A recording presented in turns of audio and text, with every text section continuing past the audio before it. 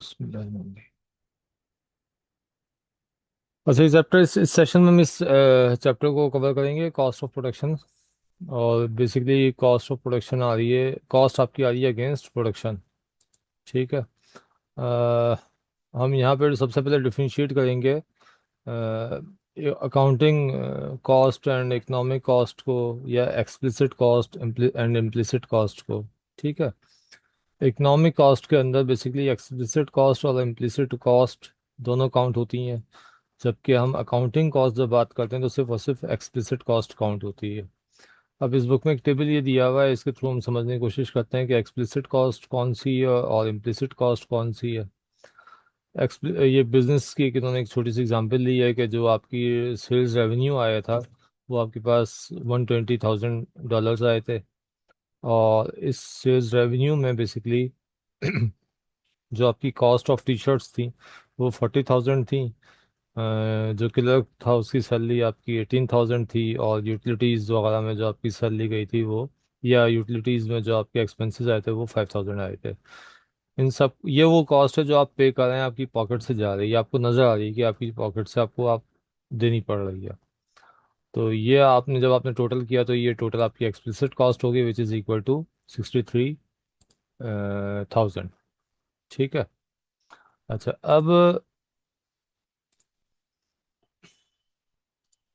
अच्छा, और 120,000 आपकी टोटल रेवेन्यू आया था आपके पास, 63,000 आपकी कॉस्ट आई, आपने डिफरेंट इसमें सब्ट्रैक्ट किया इसको तो आपके पास आ गया 57,000, ये आपका आ गया अकाउंटिंग प्रॉफिट।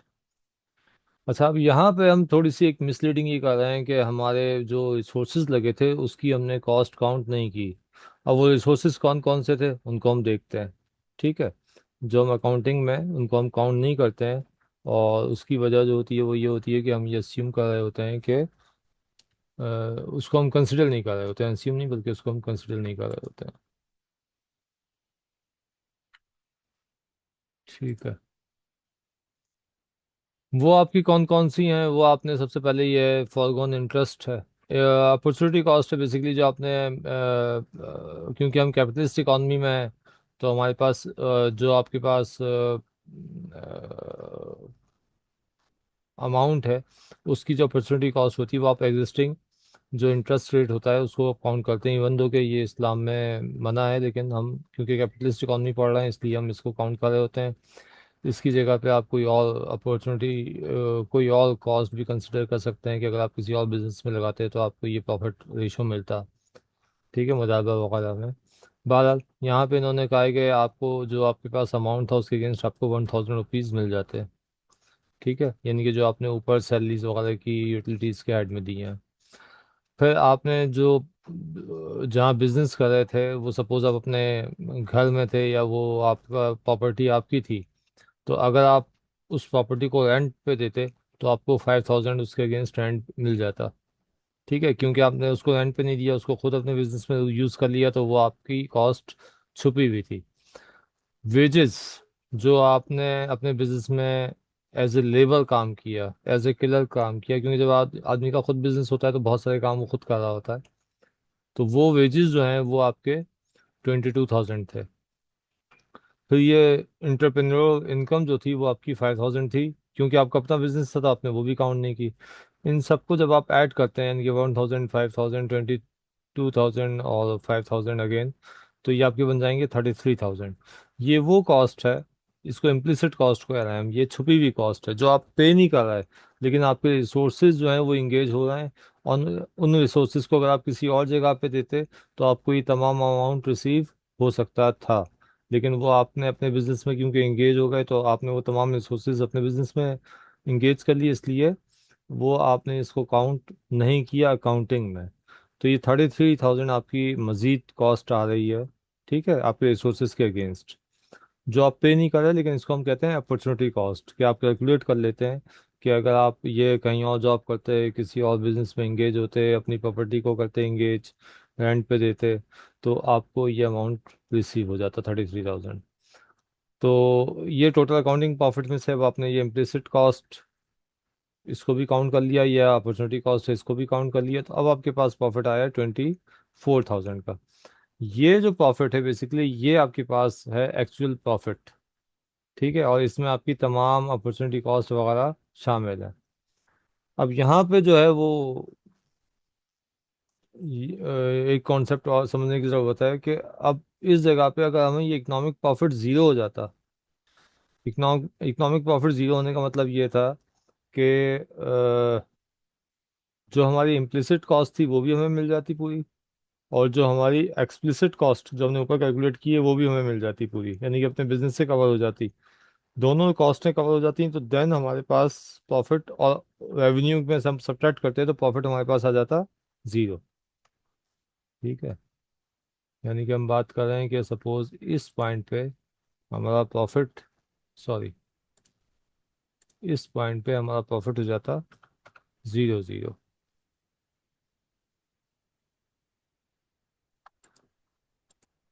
यहाँ ये प्रॉफिट हो जाता है इकोनॉमिक प्रॉफिट ज़ीरो ज़ीरो। इसका मतलब ये है कि आपकी एक्सप्लिसिट कॉस्ट और इम्प्लिसिट कॉस्ट इन दोनों का सम जो है वो आपके रेवेन्यू के बराबर है। अब ऐसी सूरत में हम ये कहेंगे कि हमें तो बिजनेस से कोई फ़ायदा हो नहीं रहा है तो हम बिजनेस को बंद कर देते हैं। नहीं, ये अंडरस्टैंडिंग गलत है। हमें अपने बिजनेस से इतना फ़ायदा हो रहा है कि जो हमारी अपॉर्चुनिटी कॉस्ट है, ठीक है, अपॉर्चुनिटी कॉस्ट कहाँ पर है, वो ये है, ये सारी की सारी,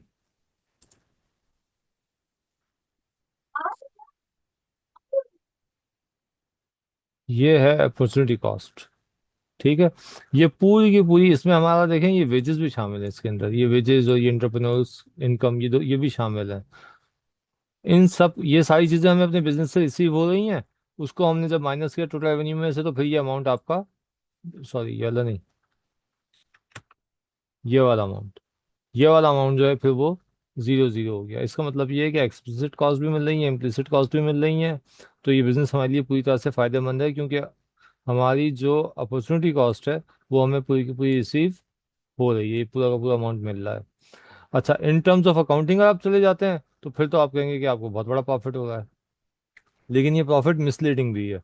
वो मिसलीडिंग इस लिहाज से है कि हो सकता है कि अगर आपका यहाँ पे तो प्रॉफिट पॉजिटिव हो रहा है, ठीक है, लेकिन यहाँ पे जब आप कैलकुलेट करते हैं तो हो सकता है ये अमाउंट आपके पास आ जाए नेगेटिव में।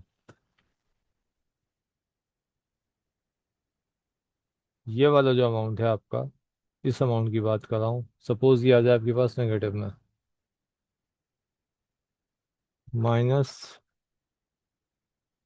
-10,000। -10,000 का मतलब यह है कि अकाउंटिंग प्रॉफिट नेगेटिव हो रहा है। इसका मतलब यह है कि अगर आप किसी और अपने ये रिसोर्सेज जो हैं इसकी आपको पूरी कॉस्ट नहीं मिल रही है, अगर आप ये रिसोर्सेज कहीं और इंगेज करते तो फिर आपको इसकी अपॉर्चुनिटी कॉस्ट मिल रही होती। यानी कि इन टर्म्स ऑफ अकाउंटिंग तो हम कहेंगे कि हमें प्रॉफिट हो रहा है, लेकिन इन टर्म्स ऑफ इकोनॉमिक्स हम कहेंगे कि हमें नुकसान हो रहा है क्योंकि हमें इसकी पूरी अपॉर्चुनिटी कॉस्ट रिसीव नहीं हो रही है। अगर हम किसी और बिजनेस में या कहीं और जॉब करते तो हमें ये तमाम, या रेंट आउट करते चीज़ों को, तो हमें ये पूरी अपॉर्चुनिटी कॉस्ट मिल जाती। क्लियर है ये पॉइंट? तो जो अगला जो पॉइंट है वो ये है हमारा कि हम इस पूरे चैप्टर में या इस पूरे बुक में या रिमेनिंग जो हम कोर्स पढ़ेंगे उसमें हम जब भी कॉस्ट की बात करेंगे और जब भी हम प्रॉफिट की बात करेंगे तो हम वर्ड यूज़, उसका मतलब ही इकोनॉमिक्स प्रॉफिट होगा और इकोनॉमिक कॉस्ट होगी, यानी कि इम्प्लिसिट कॉस्ट और एक्सप्लिसिट कॉस्ट दोनों को हम कंसिडर कर रहे होंगे। इसी वजह से इकोनॉमिक्स में हमें ज़ीरो प्रॉफिट के ऊपर भी हम बिजनेस को रन कर रहे होते हैं। क्यों? उसकी वजह ये होती है कि हमें ये जो सॉरी, ये जो अपॉर्चुनिटी कॉस्ट है वो हमें पूरी की पूरी रिसीव हो रही होती है अपने बिजनेस से।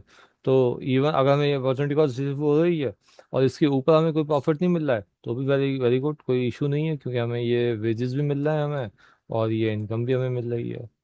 ठीक है, क्लियर है ये पॉइंट?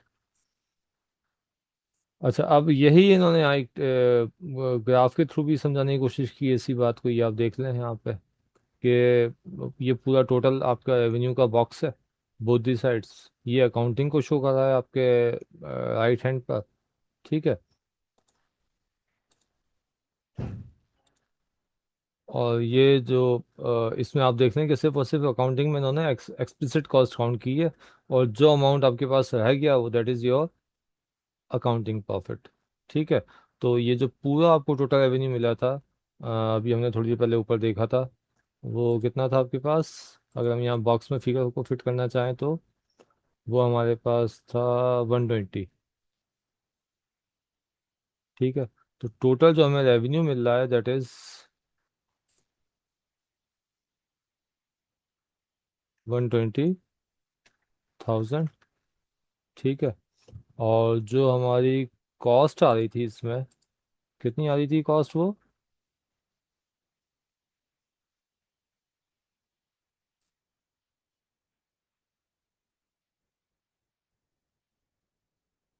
63।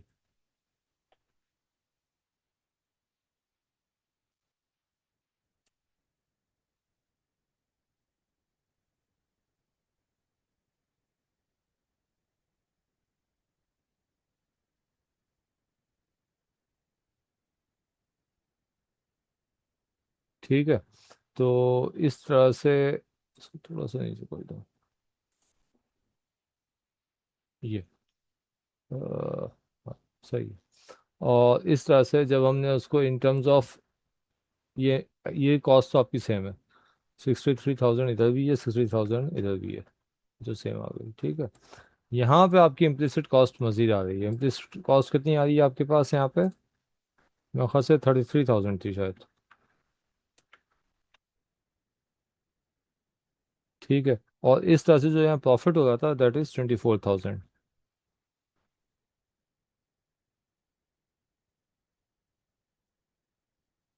तो ये और यहाँ जो प्रॉफिट आपके पास हुआ था वो हुआ था 57,000।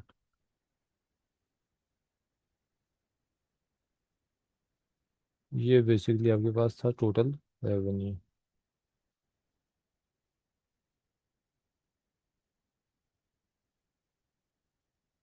ठीक है। तो ये पोजीशन है।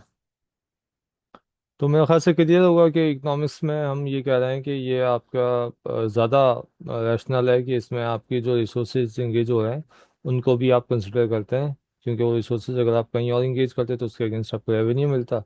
तो वो क्योंकि आपने अपने बिजनेस में इंगेज कर लिए तो उसकी कॉस्ट भी काउंट होनी चाहिए, और वो कहलाती है अपॉर्चुनिटी कॉस्ट। अपॉर्चुनिटी कॉस्ट होती है बेस्ट अल्टरनेटिव यूज़, यानी कि मार्केट में जो आपको प्राइस मिल रहा है दैट इज़ योर कॉस्ट। ऐसा नहीं है कि आपके रिसोर्सेज आपको पसंद है तो आपने उसकी बहुत ज़्यादा, मार्केट में तो रेंट मिलता है आपको, फॉर एग्जांपल आपके किसी एक रूम का 50,000, लेकिन आपको अपना रूम बहुत पसंद है जो आपने बिजनेस में इंगेज किया हुआ है, तो आपने उसको कह दिया कि नहीं है, इसकी तो प्राइस जो है 50,000 80,000 है रेंट जो है। ऐसा नहीं होगा, जो आपको मार्केट में मिल रहे होंगे आप उन्हीं को कंसिडर करेंगे, that is your alternative price.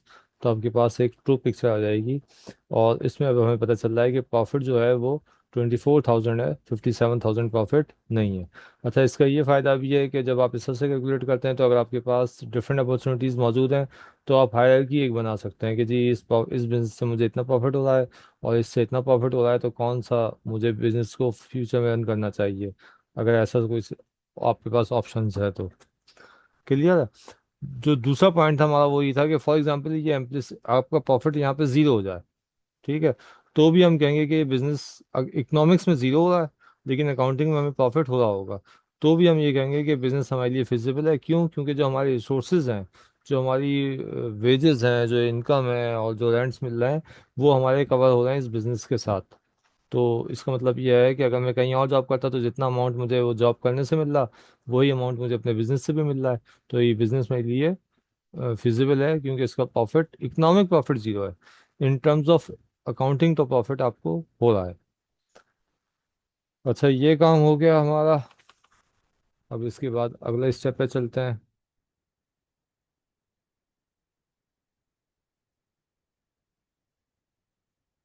तो इम्प्लिसिट एक्सप्लिसिट कॉस्ट हो गई, economic profit as a cost, वही जो मैंने आपसे कहा कि यानी कि इकोनॉमिक प्रॉफिट बेसिकली क्या है? अपॉर्चुनिटी कॉस्ट या इम्प्लिसिट कॉस्ट। ठीक है। ये हो गया। और ये इन्होंने यहाँ पे दिखा भी दिया है कि टोटल रेवेन्यू में से इकोनॉमिक कॉस्ट माइनस करेंगे तो आपके पास इकोनॉमिक प्रॉफिट आएगा। इकोनॉमिक कॉस्ट का मतलब ये है कि इम्प्लिसिट प्लस एक्सप्लिसिट दोनों, accounting cost that is explicit cost and opportunity cost which is implicit cost, इन दोनों को आपने काउंट कर लिया टोटल रेवेन्यू में से तो आपके पास इकोनॉमिक प्रॉफिट आएगा। अच्छा, अब यहाँ पे हम एक पॉइंट और डिस्कस कर लेते हैं कि आपका एक होता है शॉर्ट रन और एक होता है आपके पास लॉन्ग रन। शॉर्ट रन और लॉन्ग रन की डेफिनेशन बहुत आसान है। शॉर्ट रन में आप ये कहते हैं कि आपकी जो फर्म की कैपेसिटी होती है वो फिक्स्ड होती है। ठीक है। इसका मतलब यह है कि आपके पास कम से कम, अच्छा, यहाँ पे एक बात और उससे पहले, कि आपके पास 4 फैक्टर्स ऑफ प्रोडक्शन होते हैं इकोनॉमिक्स में जनरली। हम कहते हैं कि लैंड, इस लैंड में तमाम ऑल नेचुरल रिसोर्सेज आ गए। ठीक है। लेबर है, लेबर में तमाम लेबर्स आ गई, मैनेजरियल स्किल्स भी उसके अंदर आ गई, और एक जिसको कहते हैं blue colour and white colour, वो सब लेबर्स उसमें आ गई। ठीक है। तीसरा है आपके पास रेंट आप पे करते हैं कैपिटल के अगेंस्ट। तीसरा फैक्टर ऑफ प्रोडक्शन है आपके पास कैपिटल, मशीनरीज वगैरह ये सारी चीज़ें आ गई। चौथा कैपिटल है आपके पास ऑर्गेनाइजेशन, जिसके अगेंस्ट आप प्रॉफिट पे करते हैं। तो लेबर के अगेंस्ट आप वेज पे करेंगे, लैंड के अगेंस्ट, पीस ऑफ लैंड नहीं बल्कि ऑल नेचुरल रिसोर्सेज हैं उसके अगेंस्ट आप रेंट पे करेंगे, और कैपिटल के अगेंस्ट आप रेंट, सॉरी, इंटरेस्ट पे करेंगे, और ऑर्गेनाइजेशन के अगेंस्ट आप प्रॉफिट पे करेंगे। ये आपके 4 फैक्टर्स ऑफ प्रोडक्शन आ गए। शॉर्ट रन में हम ये कहते हैं कि आपका at least 1 factor of production is fixed, और यूजुअली वो आपका प्लांट साइज होता है यूजुअली, लेकिन कोई दूसरा भी फिक्स हो सकता है और एक से ज़्यादा भी हो सकते हैं। डिपेंड करता है कि आपकी टेक्नोलॉजी किस तरह की है। ठीक है। और डिपेंड करता है कि शॉर्ट रन कितना बड़ा है, ये भी डिपेंड करता है कि आप किस तरह की आपका बिजनेस है। फॉर एग्जांपल, अगर आपका कोई कॉम्प्लिकेटेड बिजनेस है, आप गाड़ियाँ प्रोड्यूस कर रहे हैं, तो उसका प्लांट लगाना उस सब में आपको 2 से 3 साल लग जाएंगे। ठीक है। लेकिन किसी की कोई छोटी सी शॉप है, तो हो सकता है उसके लिए शॉर्ट रन जो है वो एक हफ्ता हो या एक दिन हो इनफैक्ट। तो डिपेंड करता है कि आप किस तरह के बिजनेस को, इसी वजह से हम इकोनॉमिक्स में टाइम पीरियड भी स्पेसिफाई नहीं करते, क्योंकि बेशुमार बिजनेसेस है। ठीक है। हम ये कह देते हैं कि when all factors of production is fixed, sorry, at least 1 factor of production is fixed in the short run। यानी कि कम से कम एक फैक्टर ऑफ प्रोडक्शन तो फिक्स्ड होगा। शॉर्ट रन में एक से ज़्यादा भी हो सकते हैं। ठीक है। और on the other hand, in the long run हम क्या कहते हैं कि all factors of production are variable. Again,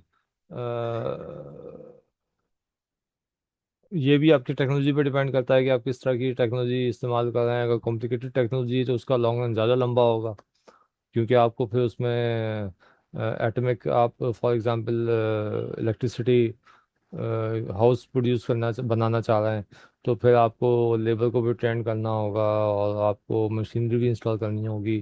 तो वो आपका हो सकता है 5 से 10 साल या 20 साल या 25 साल भी लग जाए। तो डिपेंड करता है। ठीक है।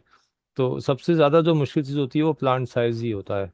तो वो हम कह रहे हैं कि ऑल फैक्टर्स, लेबर्स वगैरह को तो आप चेंज कर लेते हैं, यूटिलिटीज़ को भी चेंज कर लेते हैं, लेकिन जो प्लांट साइज है उसको इंस्टॉल करना और कम ज़्यादा करना एक मुश्किल काम होता है। तो शॉर्ट रन में आपकी लिमिटेशन भी है। शॉर्ट रन वो है जब आपका प्लांट साइज फिक्स्ड है, या कम से कम कुछ फैक्टर्स ऑफ प्रोडक्शन, कम से कम एक तो फिक्स्ड है ही है। ठीक है। तो ये आपकी लिमिटेशन है। तो जब तक वो फिक्स्ड है, जब तक आप शॉर्ट रन में, जब तमाम फैक्टर्स ऑफ प्रोडक्शन वेरिएबल हो जाएंगे तो आपका ये लॉन्ग रन कहलाएगा। तो एक लॉन्ग रन में बहुत सारे शॉर्ट रन हो सकते हैं कि पहले आपने एक प्लांट साइज चेंज किया, तो आप एक शॉर्ट रन से निकल के दूसरे शॉर्ट रन में आ गए, फिर आपने सोचा नहीं और बड़ा करना चाहिए, तो फिर उसको बड़ा करने के लिए फिर आपने प्लांट साइज चेंज किया। तो इस तरह से हम कह रहे हैं कि एक शॉर्ट रन में बहुत सारे, सॉरी, एक लॉन्ग रन में बहुत सारे शॉर्ट रन होंगे। ठीक है। अच्छा, जब शॉर्ट रन है तो इसका मतलब है कि आपका कम से कम एक फैक्टर ऑफ प्रोडक्शन तो फिक्स्ड है। इजी एग्जांपल के लिए हम कह देते हैं कि प्लांट साइज फिक्स्ड है। तो इसका मतलब ये है कि इसके अगेंस्ट जो आपकी कॉस्ट आ रही है वो भी फिक्स्ड है। और इन द लॉन्ग रन तो आप कह रहे हैं कि तमाम all factors of production are variable. तो जब तमाम फैक्टर्स ऑफ प्रोडक्शन वेरिएबल हैं, तो इसका मतलब ये है कि आपकी फिक्स कॉस्ट मौजूद नहीं है, बल्कि तमाम की तमाम कॉस्ट जो है वो वेरिएबल कॉस्ट है। तो फिक्स्ड कॉस्ट ये शो करती है कि आप शॉर्ट रन में एग्जिस्ट कर रहे हैं, और वेरिएबल कॉस्ट ये शो करती है, सिर्फ और सिर्फ अगर वेरिएबल कॉस्ट की बात करें, शॉर्ट रन कॉस्ट एग्जिस्ट नहीं कर रही, तो इसका मतलब है कि आप लॉन्ग रन में हैं। ठीक है। अब ये ज़्यादा आसान है कि हम ये इसको टेबल से समझ लें, एक छोटे से टेबल से ये समझ में आ जाएगा। हाँ, अब ये टेबल आपके पास आ गया। इसमें देखें आप कि कॉलम्स इसके आप देख रहे हैं, फर्स्ट आपके पास क्वांटिटी है, सेकंड आपके पास फिक्स्ड कॉस्ट है, थर्ड आपके पास वेरिएबल कॉस्ट है। और फिक्स्ड कॉस्ट को वेरिएबल कॉस्ट को ऐड कर लेंगे तो इट बिकम्स टोटल कॉस्ट। ठीक है। अब आप देखेंगे जीरो आपका आउटपुट प्रोड्यूस कर रहा है कोई, यानी कि जीरो आउटपुट का मतलब ये कि आउटपुट प्रोडक्शन आपकी कुछ भी नहीं है। देन जब भी आपकी फिक्स कॉस्ट तो एग्जिस्ट करेगी, यानी कि जो आपकी प्लांट साइज है वो उसके अगेंस्ट जो आप पेमेंट कर रहे हैं, जो आपके फिक्स्ड एम्प्लॉयज़ हैं उनको आप जो सैलरीज दे रहे हैं, आप प्रोड्यूस करें ना करें आपको गेट कीपर रखना है, उसकी डेप्रिसिएशन कॉस्ट आपको बेयर करनी है। ठीक है। कुछ एम्प्लॉयज़ रखनी है जो फिक्स्ड हैं डिपेंडिंग अपॉन योर बिजनेस। ठीक है। कोई छोटी सी शॉप है तो उसमें अगर आपने दुकान ले ली है, भले से आप कोई उसको काम नहीं कर रहे हैं तो भी आप उसका रेंट तो आप पे करेंगे ही करेंगे। ठीक है। और जहाँ पे वो शॉप लाई कर रही है वहाँ पे जो अदर फिक्स्ड एक्सपेंसेस हैं, ठीक है ना, जो ओवरऑल जो उसका गेट कीपर होगा और तमाम चीज़ें लुक आफ्टर कर रहा होगा बंदा कोई ना कोई, तो उसके अगेंस्ट जो आपकी सैलरीज होंगी और भी जो भी अदर एक्सपेंसेस फिक्स्ड होंगे वो आपको पे करना ही करना है। तो अब आप प्रोडक्शन करेंगे, आगे बढ़ते चले गए, तो भी आपकी फिक्स्ड कॉस्ट में चेंज नहीं आएगा, ओबियसली वो फिक्स्ड है। लेकिन वेरिएबल कॉस्ट जो है वो आपकी प्रोडक्शन के रेफरेंस से चेंज होती होती जाएगी। जब आप प्रोडक्शन आप बढ़ाएंगे तो जीरो के अगेंस्ट तो ये वेरिएबल कॉस्ट भी आपकी जीरो होगी, क्योंकि आप कोई इनपुट ही आउटपुट प्रोड्यूस नहीं कर रहे तो इनपुट भी यूज़ नहीं कर रहे हैं। लेकिन as you increases production then your variable cost also increases. तो आप ये देख रहे हैं कि प्रोडक्शन के इंक्रीज होने के साथ साथ आपकी कॉस्ट जो है वो भी वेरिएबल कॉस्ट बढ़ती जा रही है। ठीक है। आप इन दोनों कॉस्ट को ऐड कर लेंगे तो ये आपकी फिक्स कॉस्ट हो जाएगी। अगेन, यहाँ पे मैं ना एक्सप्लिसिट कॉस्ट कह रहा हूँ ना इम्प्लिसिट कॉस्ट कह रहा हूँ, ये इकोनॉमिक कॉस्ट है। अब हम जो भी इस बुक में पढ़ेंगे इस चैप्टर में और रिमेनिंग आपका जो कोर्स होगा, जब भी मैं कॉस्ट की बात करूँगा इसका मतलब है मैं बात कर रहा हूँ इकोनॉमिक कॉस्ट की। इसी तरह से जब हम प्रॉफिट की बात करेंगे तो वो इकोनॉमिक प्रॉफिट ही होगा। तो इस कॉस्ट के अंदर आपकी implicit cost plus explicit cost both are included. तो ये वेरिएबल कॉस्ट आपके पास आ गई। ठीक है। इन दोनों को आपने ऐड कर लिया तो it becomes your total cost. तो आप देख सकते हैं कि प्रोडक्शन आपकी ज़ीरो है, लेकिन उसके अगेंस्ट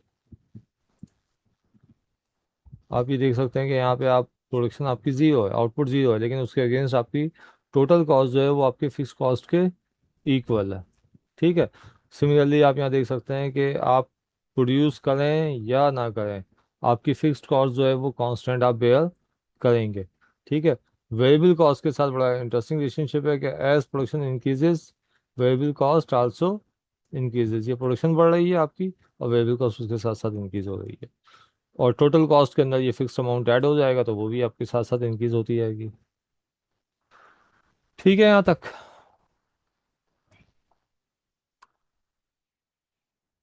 जी सर। अच्छा, अब इसके बाद बहुत आसान है बाकी चीज़ें। बाकी ये है कि आपने इन तमाम कॉस्ट को जो अगली हैं इनके फिक्स्ड कॉस्ट को आप क्यू से डिवाइड कर देंगे, वेरिएबल कॉस्ट को भी आप क्यू से डिवाइड कर देंगे और टोटल कॉस्ट को भी आप क्यू से डिवाइड कर देंगे तो इट बिकम्स एवरेज कॉस्ट। ठीक है। ये आपके पास बस नीचे कर दो, ये आपके पास यहाँ पे आ जाएगी एवरेज कॉस्ट ये। और ये आप यहाँ पे इसको ATC ABC एंड AFC कह रहे थे। ठीक है। यहाँ पे सिर्फ ये टोटल कॉस्ट था, ये टोटल वेरिएबल कॉस्ट था, ये टोटल फिक्स्ड कॉस्ट था। अब आपने क्यू से डिवाइड कर दिया तो एवरेजेस बन गए, सिंपल। ठीक है। तो ये आपने जब इसको क्यू से डिवाइड किया तो आप देख रहे हैं कि क्योंकि फिक्स्ड कॉस्ट जो थी वो कांस्टेंट थी, तो जब आपने 1 से डिवाइड किया तो 100 हो गए। एज आउटपुट इंक्रीजेज एवरेज आपका कम होता चला जाएगा। तो 2 के अगेंस्ट 50, 3 के अगेंस्ट 33, इसी तरह से 10 के अगेंस्ट आपके पास ये हो जाएंगे 10। तो as Q increases average fixed cost decreases. अच्छा, AVC के साथ थोड़ा इंटरेस्टिंग रिलेशनशिप आ रहा है आपके पास। ये देखें कि AVC कैसे निकलेगी कि वेरिएबल कॉस्ट में वेरिएबल कॉस्ट को आप क्यू से डिवाइड कर देंगे। तो अब आप यहाँ पे देखें कि वेरिएबल कॉस्ट को जब आपने डिवाइड करना शुरू किया क्यू से, तो यानी कि हर क्वांटिटी के अगेंस्ट आप डिवाइड कर रहे हैं। जैसे फर्स्ट क्वांटिटी 190 को आपने डिवाइड किया, सॉरी 90 को आपने डिवाइड किया 1 से, तो ये आपके पास 90 आ गया। फिर आपने 170 को डिवाइड किया 2 से, तो ये आपके पास 85 आ गया। तो अब आप ये देखें कि ये आहिस्ता आहिस्ता आपका यहाँ तक ये कम हुआ है।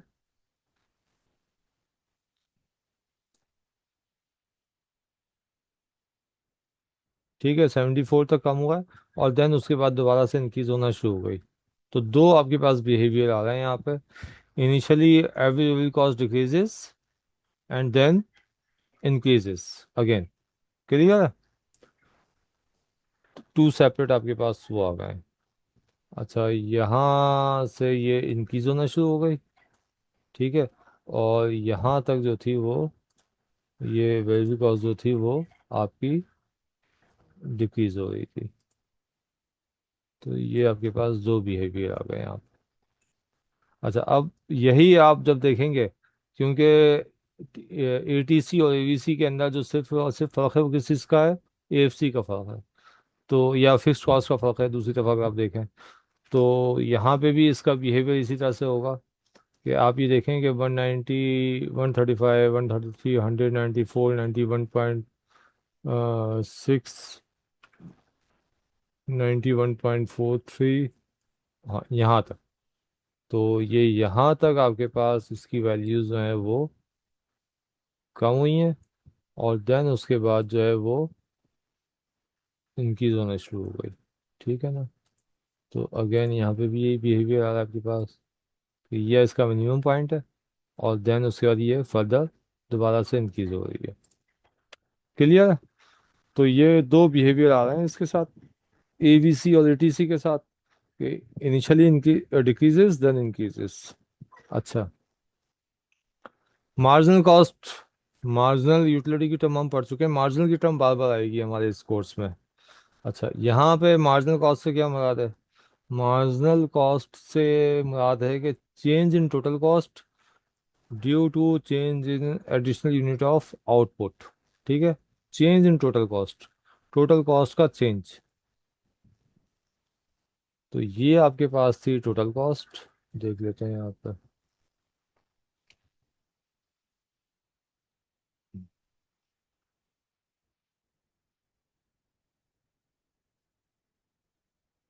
ये वाला कॉलम हमारा काम का है। ठीक है,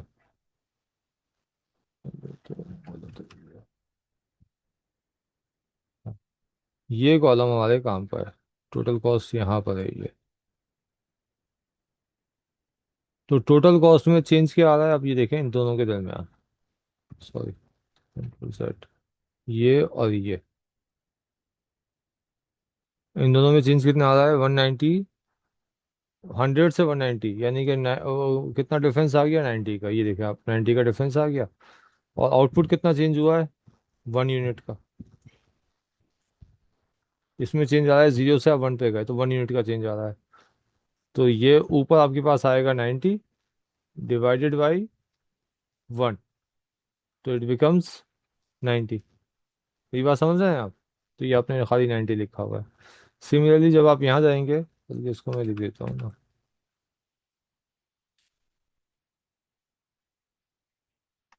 90 डिवाइडेड बाई 1। ठीक है, तो दिस इज इक्वल टू, ये आपके पास 90 आ गया। जब आप मज़ीद आगे चलते हैं तो टोटल कॉस्ट में कितना चेंज आया? 270 पे आप आ गए, 190 से 270। इसका मतलब है चेंज कितना आया आपके पास? 140 का। नहीं, 200, 180 का चेंज आया। 80 का ठीक है, चेंज है सर। जी 180 का चेंज आया। हम्म। और यहाँ पे अगेन चेंज आपके पास कितने का आ रहा है? नहीं सर, वन, 80 का चेंज सॉरी होगा। 80 का चेंज है जी बिल्कुल। इसमें 80 का चेंज है, और यहाँ पे आप देख रहे हैं कि क्वांटिटी में चेंज हुई आपके पास आ रहा है 1 का। तो क्वांटिटी में चेंज तो हर दफ़ा ही 1 का ही आएगा। तो हम सिर्फ इसका चेंज अगर कैलकुलेट कर लेते हैं तो हमारे पास क्या चीज़ आ जाएगी? Marginal cost. तो यहाँ पे 190 से आप 270 पे गए तो चेंज कितना आ गया? 80 का। ठीक है, तो अगर आप चाहें तो लिख सकते हैं 80, सॉरी 80 / 1। ठीक है। इसी तरह से जब आप 270 से 340 पे गए तो चेंज जो आया वो 70 का आ गया। तो ये हो गया 70 / 1। सिमिलरली आप इसी तरह से चलेंगे तो ये आपके पास बिहेवियर आ जाएगा। फार्मूला ये आप ऊपर ध्यान में रखिएगा, change in total cost due to change in quantity. Again यहाँ पे भी आपके पास यही बिहेवियर आ रहा है इसी तरह का। बिहेवियर क्या आ रहा है कि आप देखेंगे मार्जिनल कॉस्ट इनिशियली डिक्रीज हुई यहाँ तक। ठीक है। और फिर उसके बाद अगेन इंक्रीज होना शुरू हो गई, तो इस पोर्शन में आपकी ये कॉस्ट इंक्रीज हो रही है और इस पोर्शन में आपकी कॉस्ट डिक्रीज हो रही है। तो ये भी कर देते हैं। तो अगेन एबीसी, एटीसी और एमसी, इनका बिहेवियर सेम है कि इनिशियली डिक्रीजेस देन इंक्रीजेस। और एएफसी जो है उसका बिहेवियर कॉस्ट कंसिस्टेंट है कि कंटिन्यूसली वो डिक्रीज हो रही है। ठीक हो गया। अच्छा, अब यहाँ पे एक छोटा सा ही सवाल आप कह सकते हैं कि ये हम इतना डिटेल में इसको क्यों पढ़ रहे हैं, मार्जिनल कॉस्ट क्यों निकाल रहे हैं, कि उसकी वजह यह है कि अभी हम थोड़ी देर बात करेंगे, बेसिकली हम जाएंगे मार्केट्स में। मार्केट्स में मिलेगी total cost and total revenue, और जब हम सब्ट्रैक्ट करेंगे तो हमारे पास आ जाएगा प्रॉफिट। तो जिस प्लेन पे हम डिस्कस कर रहे होंगे वो होगा आपके पास एवरेजेस का, एवरेज कॉस्ट होंगी और मार्जिनल कॉस्ट होंगी। ये वाला आपका बेसिकली पैनल होगा पूरा। ठीक है। ये वाला पैनल होगा आपका। तो ये हम इस वजह से यहाँ पे इनको कवर कर रहे हैं। और कंडीशन अभी मैं बताऊंगा आगे।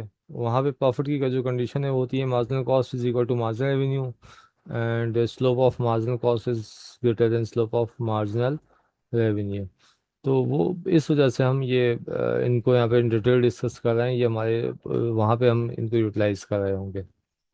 अच्छा, अब यहाँ पे एक आपका 10 मिनट का एक छोटा सा आपने एक असाइनमेंट करना है, 15 मिनट ले लें आप। ठीक है। और उसमें ये करना है कि आपने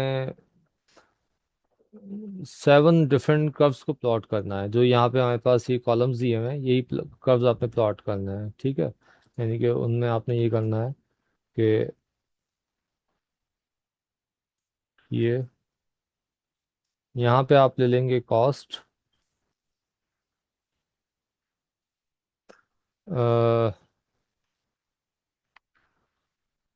और यहाँ पे आप ले लेंगे इस एक्सिस पे क्वांटिटी क्यू। ठीक है।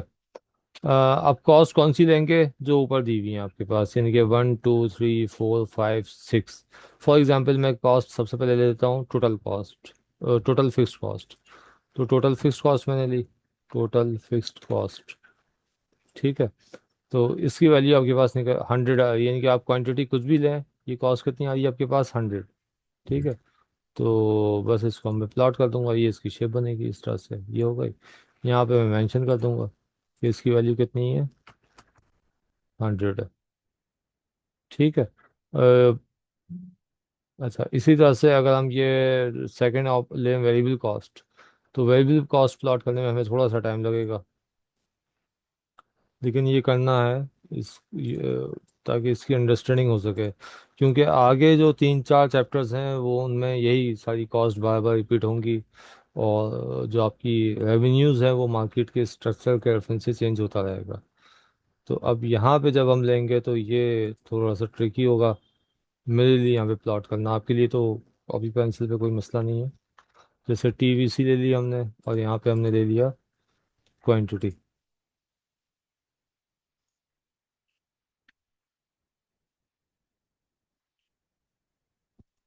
ठीक है। अब यहाँ पे यह है कि टीवीसी जब हम प्लॉट करेंगे तो ज़ीरो के अगेंस्ट जो पॉइंट हम लेंगे, देखिए ये मेरे लिए थोड़ा सा मसला है यहाँ पे बनाना इसको। फॉर एग्जांपल ज़ीरो के अगेंस्ट जो है पॉइंट है वो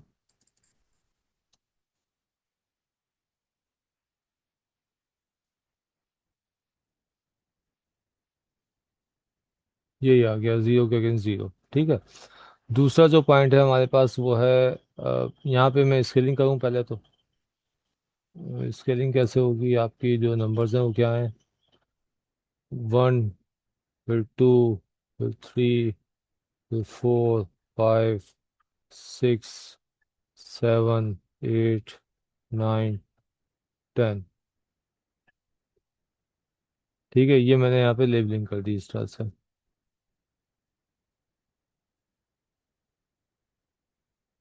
और ये हमारे पास इस एक्सिस पे टीवीसी, ये वैल्यूज हो जाएंगी। तो टीवीसी की मैक्सिमम वैल्यू जो है वो आप देख रहे हैं 930 है। ठीक है, यानी कि अब आपने यहाँ पर ये थोड़ा सा ख्याल रखना है कि ये जो मैक्सिमम वैल्यू है, सपोज आपने ले ली 1000, 930 इसके अंदर आ जाएगा। इसका मतलब ये है कि ये आपके पास 1000 है, तो इसका आधा जो होगा वो होगा 500। और उसके आप 5 हिस्से कर दें, तो 100, 200, 300। मेरी बात समझ रहे हैं आप? तो ये इस तरह से हो जी जाएगा सर। 100, 200, 300, 400, ये 500 आ गया। ठीक है, तो इसी तरह से ये आगे लेबलिंग कर देंगे 6, 7, 8, 9 और ये 10। ये आप तो इक्वल कर लेंगे इसके लोग आपके पास। तो ये आपने लेबलिंग कर दी। अब ज़ीरो के अगेंस्ट ज़ीरो, तो ये फर्स्ट पॉइंट हमारा आ गया। ठीक है, और रिमेनिंग जो है अब आप देख लेते हैं कि वो आप कैसे लेते हैं। तो जो सेकंड के अगेंस्ट आना है आपके पास 170, तो सेकंड ये 2 ये है, और 170 आपके ये 200 के, ये 100, ये 200 इसके आसपास होंगे। तो हम यहाँ कहीं एक पॉइंट ले लेते हैं इस जगह पे फॉर एग्जांपल। ठीक है, इसको अगर आप इस तरफ से रीड करना चाहें तो आप कह सकते हैं कि ये यहाँ से ये, और यहाँ से ये पॉइंट आ गया आपके पास। फिर इसी तरह से 240 और 3, तो 100, सॉरी 3 ये आपके पास आ गया, और 240 का मतलब ये है कि 100, 200, 300 ये बीच में ही है। तो ये आपके पास इस तरह से ये एक पॉइंट आ जाएगा। फिर आपके पास 3 के अगेंस्ट है 300, ये पॉइंट आ गया।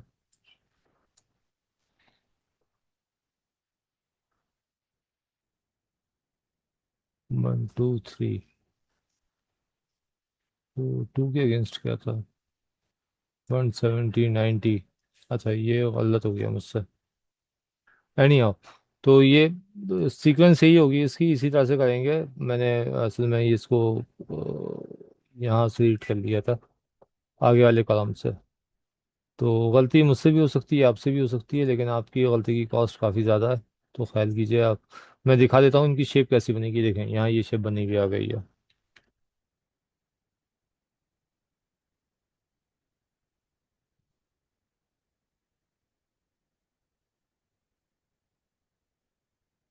ये मैं रब कर दूँ, ये मैं ठीक हो गया।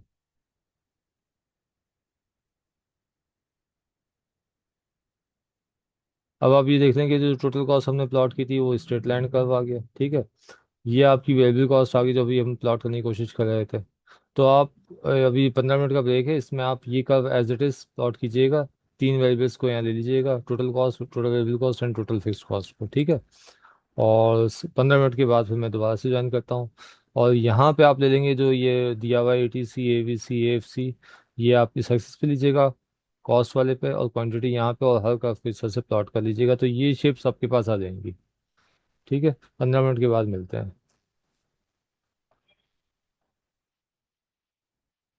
सर, जी जी। ये जो वेरिएबल कॉस्ट और फिक्स कॉस्ट का ग्राफ है, ये कंबाइन बनेगा जो आपके या फिर? पास ये जो ग्राफ दिया हुआ है ना, इसको आप देख लें, इसी इसी तरह से बना लीजिए, लेकिन आप वैल्यूज लेके प्लॉट कर लें इसको। ओके। ठीक है। सर अस्सलाम वालेकुम। जी।